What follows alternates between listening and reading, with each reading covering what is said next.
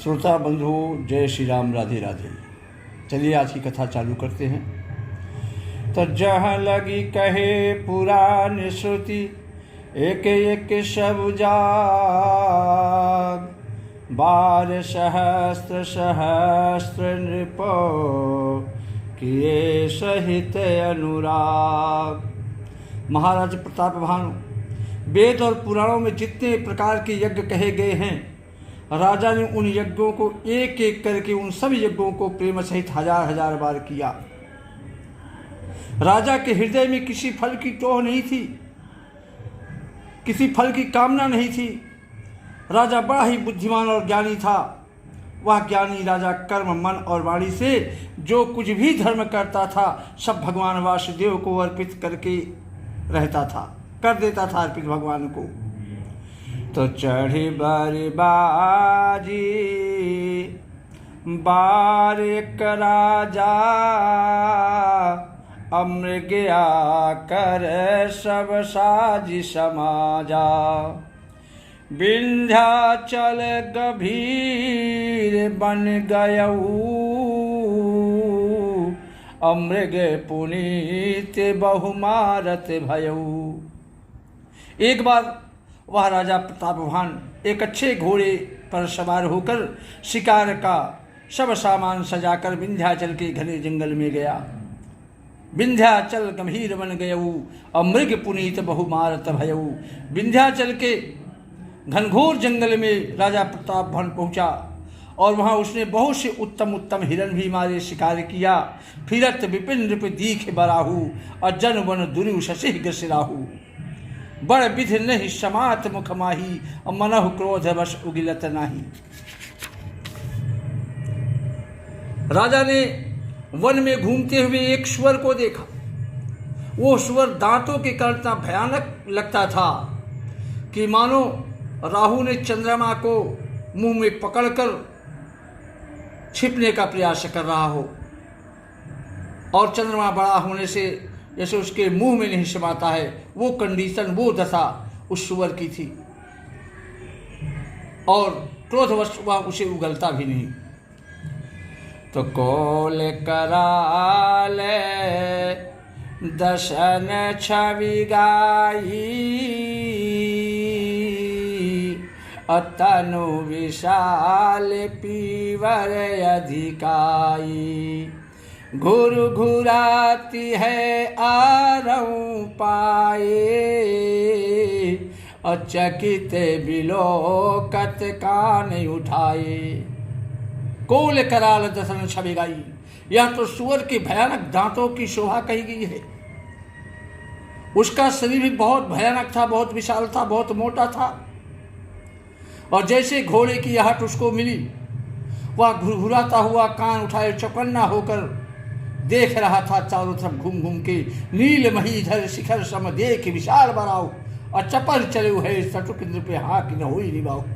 नील पर्वत के शिखर के समान विशाल काय वाला, विशाल शरीर वाला सुअर को देखकर राजा घोड़े को चाबुक लगाया और तेजी से उसकी ओर बढ़ा। उसने सुअर को ललकारा कि अब तेरा बचाव नहीं हो सकता, तू ठहर, अब तेरा कल्याण नहीं हो सकता।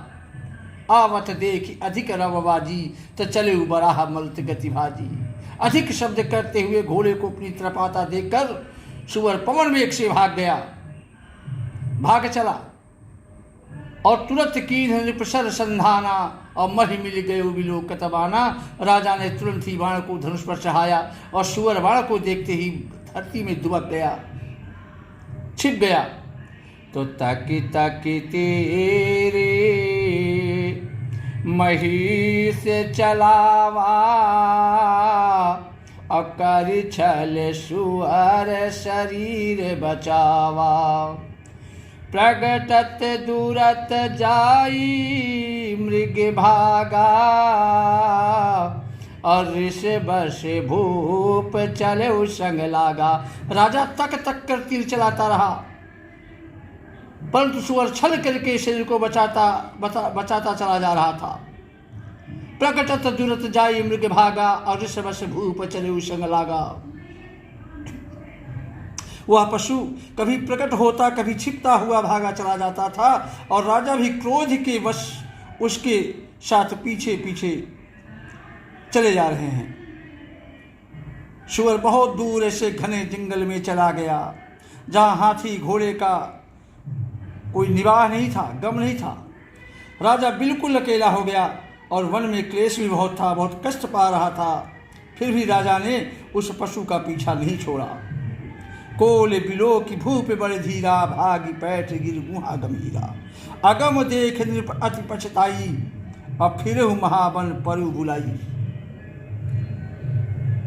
राजा को बड़ा धैर्यवान देखकर सूअर भागकर पहाड़ की एक गहरी गुफा में जा छुप गया। गुफा में और कठिन देखकर राजा को बहुत पछताकर लौटना पड़ा।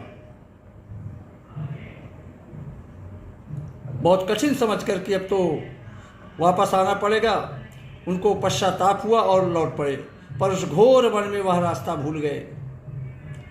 तखे खिन्न क्षुधित तृषित राजा बाजी समेत, खोजत व्याकुल सरित शर जल बिनु भयउ अचित।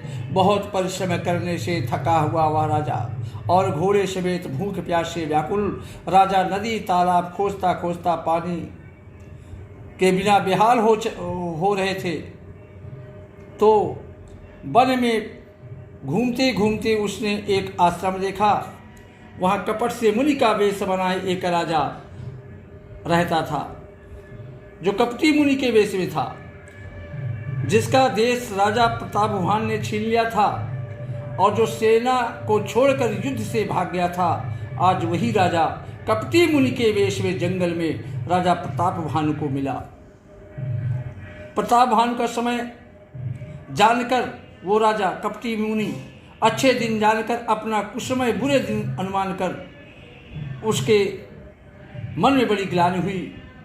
गए उन गृह मन बहुत गलानी, मिला न राजे नृप अभिमानी। इससे वह न तो घर गया और न अभिमानी होने के कारण राजा प्रतापभान से ही मिला, न मेल किया। तो ऋषि रे मारी रंग जिमी राजा, अब विपिन बसई तापस कय साजा। तासु समीप गमन नृप कीन्हा, यह प्रताप रवि तेहि तब चिन्हा। दरिद्र की भांति मन ही में क्रोध को मारकर वह राजा तपस्वी के वेश में वन में रहने लगा था। राजा प्रतापभान उसी के पास गया।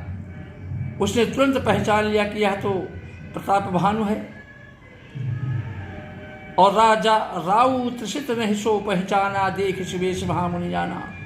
लेकिन राजा प्रतापभान प्यासा होने के कारण व्याकुलता में उसे पहचान नहीं सका। सुंदर वेश देखकर राजा ने उसे महामुनि समझा। उतर ऋतु रगते कीन है प्रणामा, परम चतुर ना कहू निज नामा। तुरंत उन्होंने घोड़े से उतर कर महामुनि समझा और घोड़े से उतर कर उसे प्रणाम किया। परंतु बड़ा चतुर होने के कारण राजा ने उसे अपना नाम नहीं बतलाया। श्री राम जय जय राम, श्री राम जय जय राम, श्री राम जय जय राम, श्री राम जय जय राम। जय श्री राम। राधे राधे।